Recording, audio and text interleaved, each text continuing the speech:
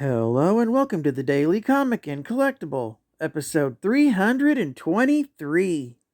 Now today, the collectible of the day is the Toybiz Toys, Marvel Comics, Marvel Universe, Doctor Doom action figure.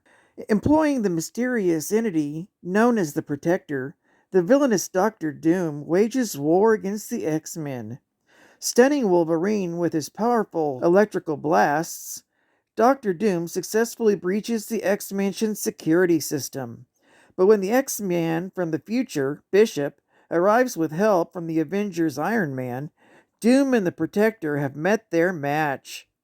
Trading energy blast for energy blast, the four warriors fight to a standstill, when suddenly Wolverine recovers from his wounds and turns the tide for the heroes, sending both Doom and the Protector on their way.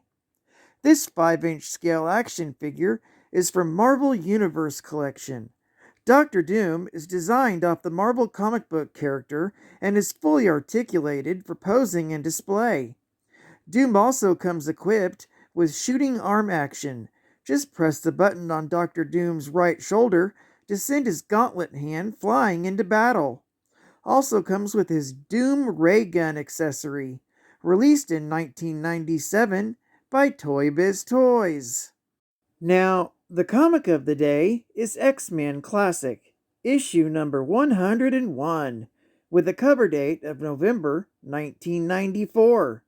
This is a reprint of an original story from 1985, with story by Chris Claremont, art by John Romita Jr., and this cover is by Tom Grummett. The story is titled, To Save Arcade? Colossus is plagued by a nightmare, where he crashes in on himself and Kitty aboard the Starjammer. Battling himself, his opponent is sucked out through a hole burst into the hull of the ship, but Peter manages to save Kitty. However, in his shock and dismay, she transforms into a brood warrior. Fleeing, he runs into Zaji, who turns into a grim specter of death. Fleeing her as well, he finds himself on the family farm on the day that he saved his sister from an out-of-control tractor. Saving her, he's shocked to see that his sister is some demonic creature. The three women gang up on him and tell him that he failed to save them, cutting him with acidic touches, which caused him to wake up in a scream. Colossus soon realizes that he's not in his room at the X-Mansion, and that Kitty is in the next bed, just waking up from sleep as well. To their surprise, they've been captured by the old foe Arcade.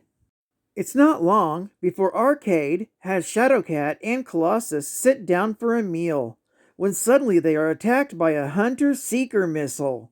The two mutants disarm it, but Colossus's costume gets torn to tatters. Arcade brings him to a room where he keeps his robot duplicates of all the X-Men.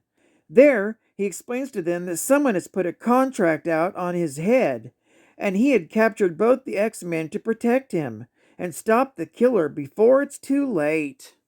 It's then, in Murder World, Colossus and Shadowcat enter a part of the amusement park of death modeled after New York City, circa World War II, when they are attacked by a subway train that transforms into a robot. Arcade lends the two mutants a hand by sending in an army of X-Men robots to help destroy the device. They are strafed by a craft seemingly carrying Doctor Doom, the apparent attacker. Colossus incapacitates the ship and then tosses Kitty at it so that she can phase inside as it crashes. It unfortunately crashes through the Arcade's control room. When Colossus gets there, it appears as though Doom has killed Kitty. However, it turns out to be only a robot duplicate of her, and the real Shadowcat shorts out Doom's armor. With their foe defeated, it turns out to be Arcade's assistant, Miss Locke. Arcade explains that every year, on his birthday, he allows Miss Locke the opportunity to try and kill him over the course of 24 hours, and he must do whatever it takes to prevent it. After cheating death for another year, Arcade allows the two confused X-Men to leave. As they walk home, Kitty and Colossus realize that even though their relationship ended months ago, they are at the beginning of a brand new friendship. Lastly, in Africa, vultures land near Storm's body. However, she is far from dead. She suddenly bolts up and swats at the birds, and dares them to come back and claim her while she's still alive. This story is continued in the next issue. Geek Fact: this story was a reprint from Uncanny X-Men issue number 197, with a cover date of September 1985. The original cover was by John Romita Jr. Bonus Geek Fact: Dr. Doom, also known as Dr. Victor Von Doom, is a Latvian politician who serves as a monarch and supreme leader for the Kingdom of Latveria. Doom was scarred from an accident and wears an iron mask and armor to hide his true face. He's considered one of the most brilliant minds and scientists on Earth, and he's also a sorcerer with skills in magic matching the most powerful beings in the universe, even being a candidate for Sorcerer Supreme. He hopes to bring order and betterment to humanity through world conquest, and is unequaled in his ability, ego, and willpower. His first appearance was in Fantastic Four, issue number 5, with a cover date of July 1962.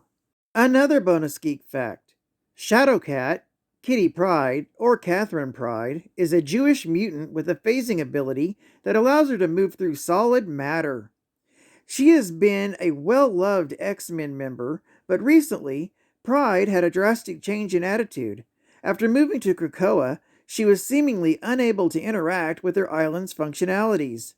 Since this exclusion put her identity into question, she started calling herself Kate and adopted a more ruthless position, forming the Marauders, mutant raiders who rescue mutants from non-amicable nations. Moreover, she found herself in coalition with an old enemy, Emma Frost, by becoming the Red Queen of the Krakoan Hellfire Trading Company, and joining the Quiet Council of Krakoa, which is the Krakoan governing body.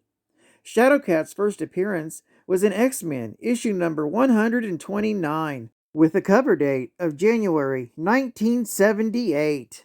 Another bonus geek fact: Arcade is a hitman often hired to take out irksome heroes.